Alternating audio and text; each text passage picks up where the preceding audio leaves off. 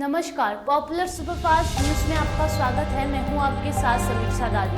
आज सुपरफास्ट में बात होगी बीजेपी को हराएंगे इंडिया गठबंधन और नीतीश कुमार की।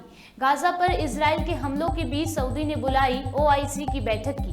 बात करेंगे पीएम मोदी जारी करेंगे किसान योजना की 15वीं किस्त की। पिछौर में चुनाव प्रचार के लिए पहुंची डिंपल यादव की। महुआ मोइत्रा के खिलाफ एथिक्स कमेटी के प्रस्ताव पास की। साथ ही जानेंगे हिंदुत्व और हिंदुओं को लेकर जावेद अख्तर के बड़े बयान की। दिल्ली पहुंचे अमेरिकी विदेश मंत्री ब्लिंकन की। बात करेंगे नीतीश कुमार के बयान पर मचा घमासान की। बीजेपी नेता बांसुरी स्वराज के बयान को लेकर बताया कि अक्षम्य पाप की। और आखिर में बात होगी दिल्ली NCR में बारिश से लोगों को मिली राहत की। इसके साथ ही और भी तमाम बड़ी खबरों से आपको कराएंगे रूबरू।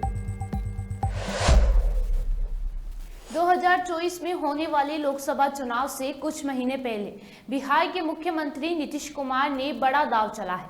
नीतीश कुमार ने जातिगत सर्वे के आंकड़े सामने आने के बाद बिहार में आरक्षण का दायरा बढ़ाकर 60 से 75% कर दिया है। बिहार विधानसभा में भी ये बिल पास हो गया है। खास बात ये रही कि किसी ने भी इसका विरोध नहीं किया, बीजेपी ने भी नहीं। लोकसभा चुनाव से पहले नीतीश का ये दाव बीजेपी के लिए मुश्किलें खड़ी कर सकता है। गाजा पर इजराइल के लगातार हमलों के बीच सऊदी अरब ने जेहाद शहर में इस्लामिक सहयोग संगठन के 47 देशों की मीटिंग बुलाई है। दुनिया के 1.8 अरब मुसलमानों के प्रतिनिधित्व का दावा करने वाला OIC यानी ऑर्गेनाइजेशन ऑफ इस्लामिक कोऑपरेशन संयुक्त राष्ट्र के बाद दूसरा सबसे बड़ा संगठन है। अब इस्लामिक मुल्कों ने आनन फानन में बैठक बुलाई है। दिलचस्प बात यह रही कि इस संगठन का इतिहास भी यरूशलेम में स्थित उसी अल अक्सा मस्जिद से जुड़ा है, जिसमें इजरायली पुलिस के घुसने पर हमास हमले की बात कर रहा है।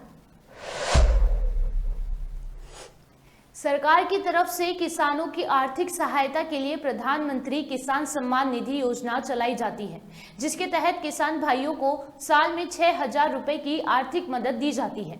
ये रुपए किसानों के खातों में 3 किस्तों में आते हैं। अभी तक योजना के तहत 14 किस्त जारी हो चुकी हैं। अब किसानों को 15वीं किस्त का इंतजार है, जिसकी तारीख भी अब सामने आ गई है।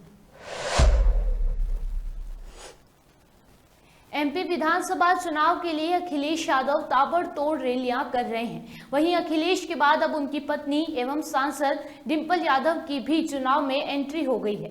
डिंपल भी सपा प्रत्याशियों के लिए रैली और जनसभाएं कर रही हैं।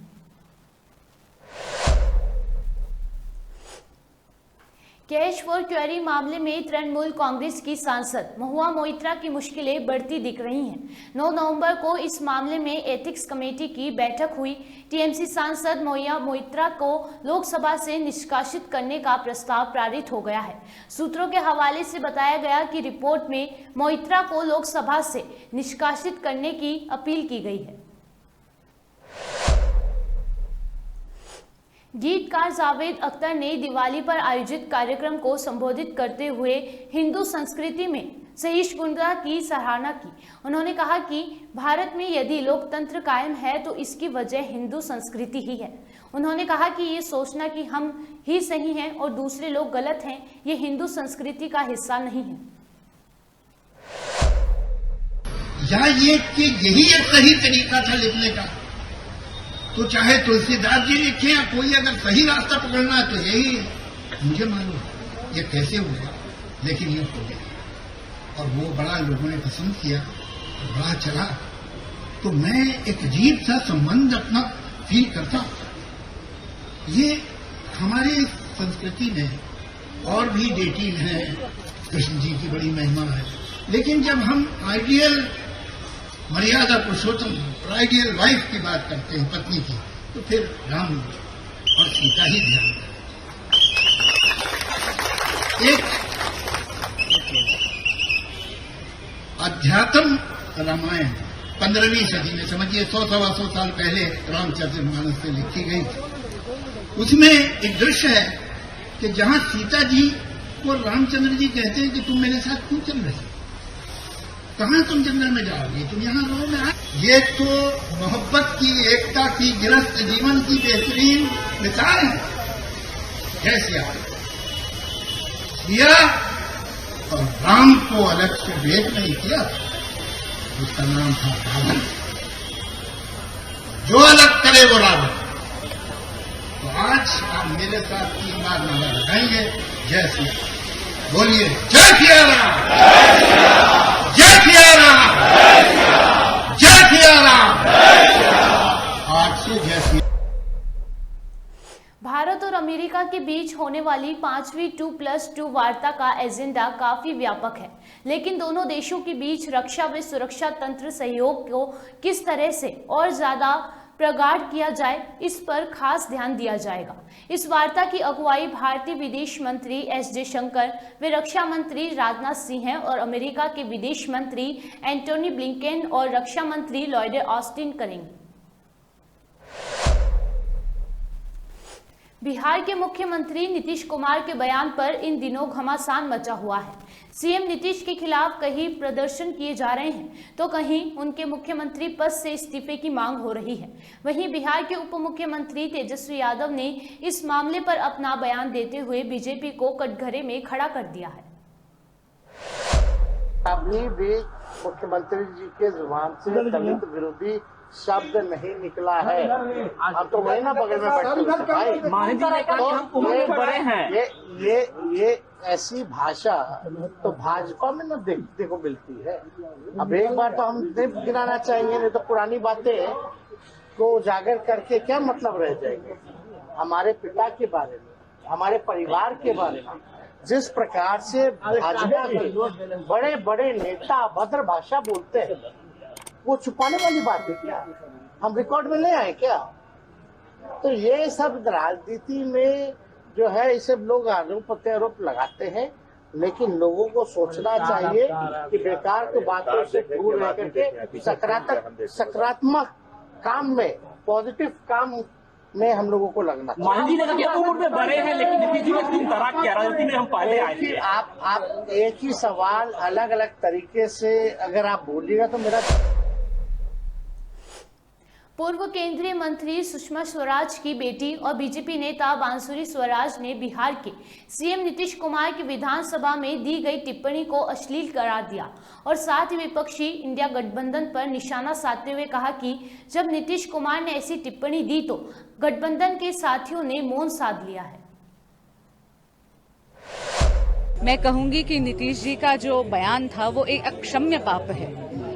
एक तरफ हमारे आदरणीय प्रधानमंत्री श्री नरेंद्र मोदी जी हैं, जो जब महिला आरक्षण बिल का विघ्न हरते हैं 27 बरस पुराना, तो उस बिल को कहते हैं, उस कानून का नाम रखते हैं नारी शक्ति वंदन अधिनियम। भाजपा की विचारधारा है नारियों की पूजा करना, ये देश की विचारधारा है। सनातन संस्कृति नारी शक्ति को एक देवी तुल्य मानती है। और दूसरी तरफ विपक्ष के जो नेता हैं और मुख्यमंत्री हैं बिहार के, वो ये भूल गए कि वो वेटरन है इंडियन पॉलिटिक्स के, वो ये भूल गए कि वो एक सिटिंग चीफ मिनिस्टर हैं, वो ये भूल गए कि वो विधानसभा में बोल रहे हैं और उन्हें क्या अभद्र टिप्पणी दी है। इतनी वल्गर, इतनी अश्लील भाषा का प्रयोग करा है। उन्होंने नारियों को केवल एक भोग की वस्तु में देखा और उन्होंने नारी शिक्षा को, महिला शिक्षा का भी महत्व जो है बिल्कुल जीरो कर दिया। तो ये अक्षम्य पाप है। लेकिन आप ये देखिए क्या विडंबना है, विपक्ष का जो अलायंस है, इंडिया अलायंस, ये स्वार्थ के लिए, अपने राजनीतिक स्वार्थ में इतना ज्यादा डूबा हुआ है। सनातन पे अभद्र टिप्पणी होती है तो विपक्ष के लोग मौन साध लेते हैं। जब नीतीश जी इतनी अभद्र टिप्पणी स्त्रियों पे करते हैं, बाकी अलायंस पार्टनर्स मौन साध लेते हैं और राबड़ी जी आकर महिला होने के बावजूद एक ऐसी जस्टिफिकेशन। दिल्ली एनसीआर में रात से हो रही बारिश के चलते दिवाली से पहले लोगों को राहत की सांस मिल गई है। पिछले एक सप्ताह से दिल्ली एनसीआर की हवा इतनी जहरीली थी कि राजधानी का कोई भी इलाका सांस लेने लायक नहीं था। वहीं आज हुई राहत की बारिश के साथ लोगों को साफ हवा भी मिल गई है। केंद्रीय प्रदूषण नियंत्रण बोर्ड के अनुसार दिल्ली एनसीआर में हुई बारिश के साथ दिल्ली का AQI 400 पर आ गया है, जो पहले 500 के पार पहुंच गया था। बारिश होने के बाद लोगों ने भी राहत की सांस ली।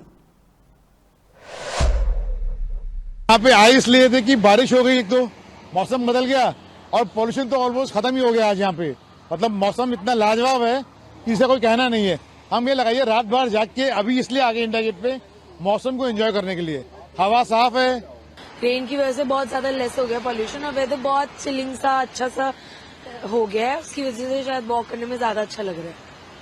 और वैसे तो पॉल्यूशन पीछे बहुत हो रहा था, गला उसकी वजह से बहुत खराब हो रखा है, पर आज तो सुबह उठे जब से बारिश हो रही है 4 बजे से तो देख रहे हैं, तो जब बारिश हो रही है तो फिर वो अब उसकी वजह से शायद पॉल्यूशन थोड़ा कम लग रहा है और अब थोड़ी सी सांस लेने में और ये सब अच्छा लग रहा है, मॉर्निंग वॉक के लिए अच्छा लग रहा है।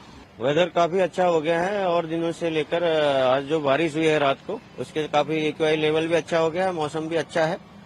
और इससे पहले 4 दिन पहले तो इतनी धुंध थी कि मास्क पहन के भी मतलब सांसें सूख रही थी लोगों की। और हम तो जो बुजुर्ग लोग हैं उनको ये सलाह दे रहे थे कि धूप निकलने के बाद ही बाहर निकलें या घर पर योगा करें।